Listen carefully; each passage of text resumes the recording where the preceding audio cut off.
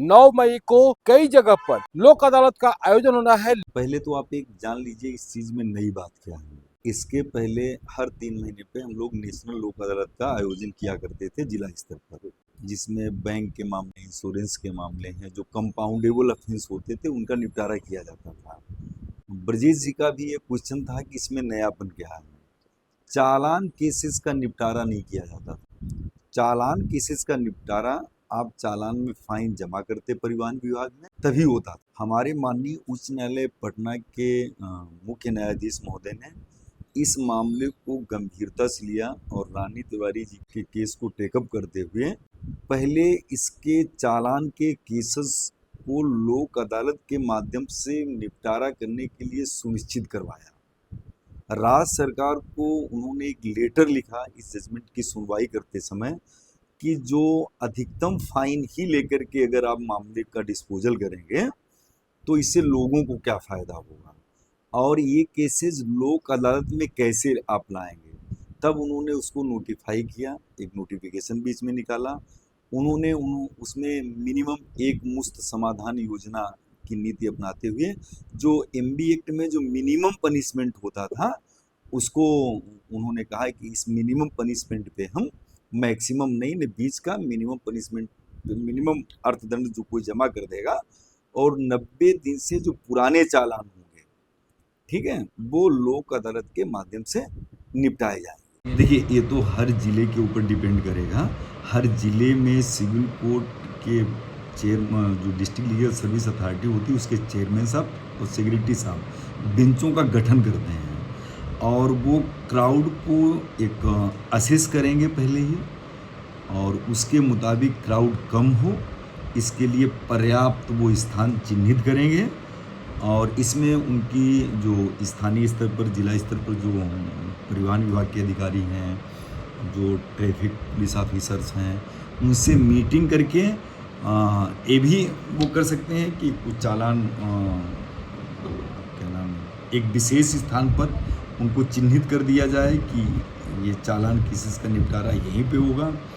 वो कोई भी प्लेस हो सकता है, सिविल कोर्ट के बाहर का भी हो सकता है, कोई मैदान भी हो सकता है और इसके लिए पर्याप्त सुरक्षा बलों की नियुक्ति करवाई जाएगी। और जो क्वेश्चन आप पूछ रहे हैं क्राउड असेसमेंट हम लोगों के दिमाग में है। हम लोग हर वो नीति का पालन करेंगे कि जिससे क्राउड ज़्यादा ना हो, सामान्य लोगों को ज़्यादा दिक्कतें ना हो। हाँ, 10 बजे से स्टार्ट हो जाता है, शाम को 6, 7, 8 बजे तक चलता है। केसेस के ऊपर है, जब तक लोग आते रहते हैं तब तक बेंच अपना काम करती रहती है। अभी छूट जाएंगे जो छूट जाते हैं तो वो अगले में काम आएंगे। अगर जो लोग छूट जाते हैं वो हर डिस्ट्रिक्ट कोर्ट में जूनियर मोस्ट मजिस्ट्रेट को चालान के लिए स्पेशल मजिस्ट्रेट नियुक्त किया गया है, तो वो उस कोर्ट में आवेदन दे करके अपना निपटारा करवा सकते हैं। अगर वो आने में सक्षम नहीं है तो वर्चुअल मोड से करवा सकते हैं। वर्चुअल मोड का क्या प्रोसेस? वर्चुअल मोड का जो प्रोसेस, इसके लिए स्टैंडर्ड ऑपरेशन ऑफ प्रोसीजर है वो अप्लाई होता है।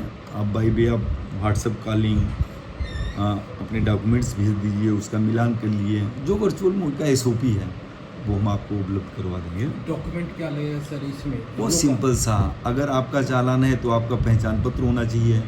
अगर गाड़ी से संबंधित चालान होता है तो गाड़ी के प्रॉपर डॉक्यूमेंट्स होने चाहिए जिनका मिलान चालान से हो पाए। फाइन की राशि जो है कैश ली जाएगी या फिर ऑनलाइन? ऑनलाइन ली जाएगी। कितना अगर किसी के पास ऑनलाइन नहीं है तो हम लोग उसकी स्थानीय स्तर पर व्यवस्था सुनिश्चित करेंगे, उसको वापस नहीं जाने देंगे। इस अदालत के माध्यम से कितना % तक रिबेट मैक्सिमम अपर लिमिट है?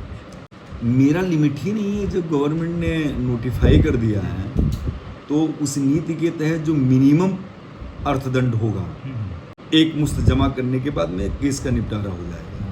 एक दिन में सेम गलती के लिए अगर कई चालान कटे हुए हैं भूल के लिए, तो उसका क्या है? ये तो पहले से व्यवस्था है एमबी एक्ट में। अगर पहले से कोई चालान कटा हुआ है, उसी जैसे एक चौराहा आपने क्रॉस कर गया, चालान कट गया, हेलमेट नहीं है, तो दूसरे चौराहे पे भी चालान कट गया, तो वो एक ही चालान माना जाएगा।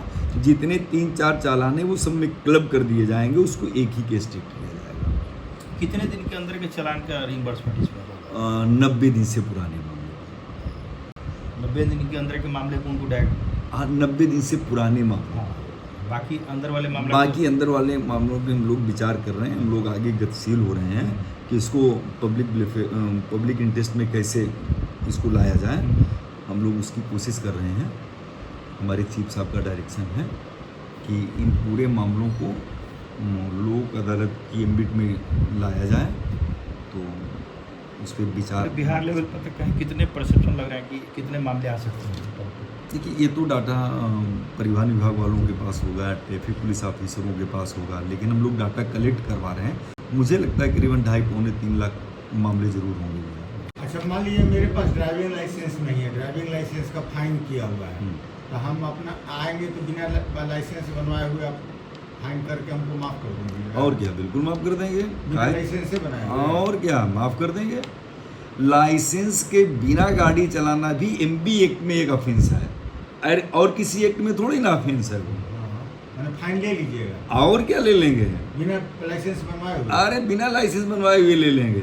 तो देख लिया ना, अगर आप या आपसे जुड़े हुए लोग इस तरह के मामले में जो लोक अदालत में सुलझाए जाते हैं, उलझे हुए हैं, तो वो इस लोक अदालत का जो 9 मई को लगने जा रहा है, साल का दूसरा लोक अदालत का लाभ उठाएं। फिर मिलेंगे किसी और नए अपडेट के साथ। तो इंद्रसेन का प्यार व नमस्कार। जय भारत, जय बिहार, जय हिंद।